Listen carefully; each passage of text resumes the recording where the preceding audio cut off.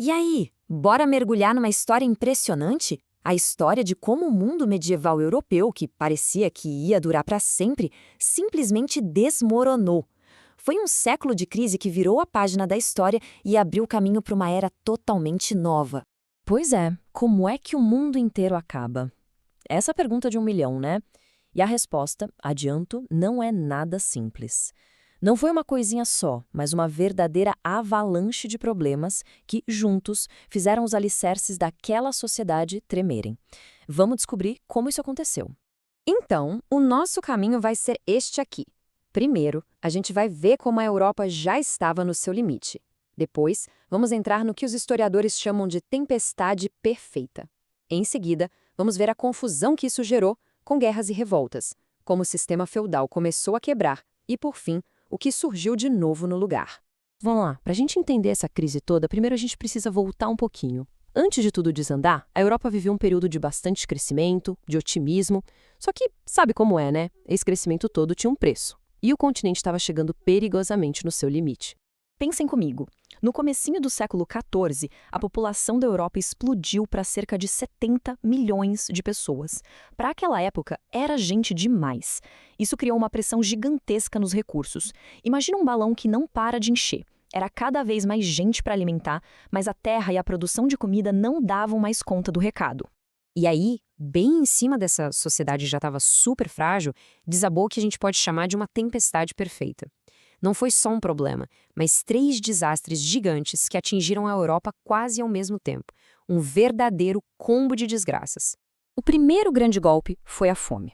Pensa só, depois de séculos e séculos de plantio, o solo já estava cansado, esgotado. E como não tinham novas tecnologias para aumentar a produção, a conta simplesmente não fechava. Não tinha comida para todo mundo. A desnutrição virou regra, deixando milhões de pessoas muito, mas muito fracas. E como o povo já enfraquecido pela fome, chegou o que talvez tenha sido o maior pesadelo de todos, a peste negra. Ela veio em navios do Oriente e, ao chegar na Europa, se espalhou que nem fogo em palha seca. Ela encontrou o cenário perfeito, cidades cheias e pessoas com a saúde já debilitada. E olha, o impacto disso é algo difícil até de imaginar hoje em dia. A taxa de mortalidade era assustadora. Ser infectado significava uma chance de morte de até 60% e, em alguns lugares, chegava a 80%. Foi uma catástrofe populacional numa escala que nunca tinha sido vista antes. E como se a fome e a peste já não fossem suficientes, o terceiro elemento dessa tempestade foi a guerra. O continente vivia em conflito. O exemplo mais conhecido é a Guerra dos 100 Anos, uma briga violentíssima entre Inglaterra e França, que, na verdade, durou mais de um século, destruindo plantações, cidades e consumindo recursos que ninguém tinha. Agora, essa combinação de fome, peste e guerra não trouxe paz, muito pelo contrário. Ela só jogou mais lenha na fogueira, gerando ainda mais violência. A crise não era só entre os países, mas também dentro deles. A própria sociedade começou a se voltar contra si mesma. A Europa, então, estava pegando fogo em 2 frentes. De um lado, as grandes guerras entre os reinos, com exércitos e cavaleiros brigando por poder e território. Do outro lado, uma guerra social, os camponeses morrendo de fome e de desespero se levantando contra os seus próprios senhores. Mas por que eles se revoltaram? A lógica foi bem cruel. Os senhores feudais, para tentar cobrir os prejuízos da guerra e da peste, fizeram o quê? Aumentaram os impostos e a exploração justamente em cima dos camponeses que tinham sobrevivido. Levados ao limite, a única saída que eles viram foi pegar em armas. A famosa revolta Jacques Herré, na França, foi o retrato perfeito dessa fúria. E todo esse caos, a fome, a peste, as guerras, as revoltas, tudo isso junto começou a quebrar a espinha dorsal da sociedade medieval. O sistema feudal, que era a base de tudo, simplesmente começou a rachar por todos os lados. Foi um verdadeiro efeito dominó, sabe? Uma coisa foi levando a outra. A fome, a peste e as guerras mataram uma parte enorme da população. Com muito menos gente para trabalhar, a mão de obra ficou rara e, por isso, mais valiosa. Os camponeses que sobreviveram perceberam que tinham mais poder para negociar e se revoltaram por condições melhores. E o resultado final? O poder dos senhores feudais começou a desmoronar. Mas o fim de um mundo também é o começo de outro, né?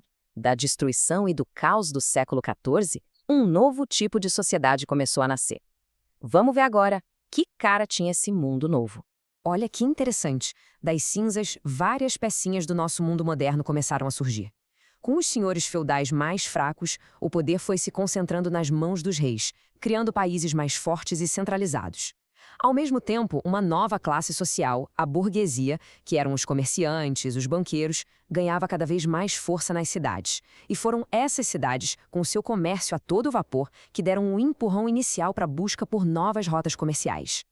E essa citação aqui do historiador Jacques Le Goff resume essa mudança de um jeito brilhante.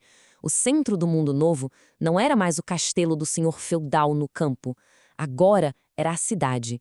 E na cidade, o que mandava não era mais a lealdade ao senhor, e sim o negócio, o comércio, o dinheiro. E assim a gente fecha essa história. A crise do século XIV foi sem dúvida um período de muito sofrimento, mas também de uma transformação gigantesca que moldou o futuro. Por isso fica a reflexão: que partes do nosso mundo hoje, nossos países, nossa economia, o jeito como a gente vive, nasceram lá atrás, daquelas cinzas, há 700 anos? Fica aí a pergunta para a gente pensar. Até a próxima!